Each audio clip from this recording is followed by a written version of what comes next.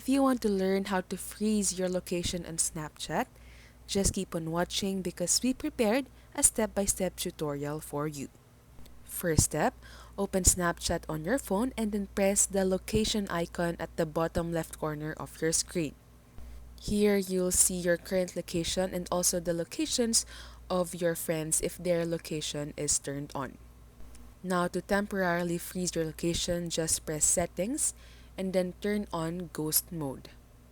Once you turn this on, you'll see an option to turn it off or turn your location off for 3 hours, 24 hours, or until turned off. For sample purposes, I pressed until turned off, and here on the map, you'll see that there's a ghost icon right above your emoji or Bitmoji. Another option is for you to go to settings and on the search tab, just search for Snapchat.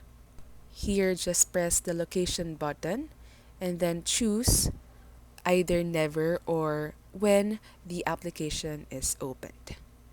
And that's all for this video. If this helped you, as always, don't forget to press like and subscribe.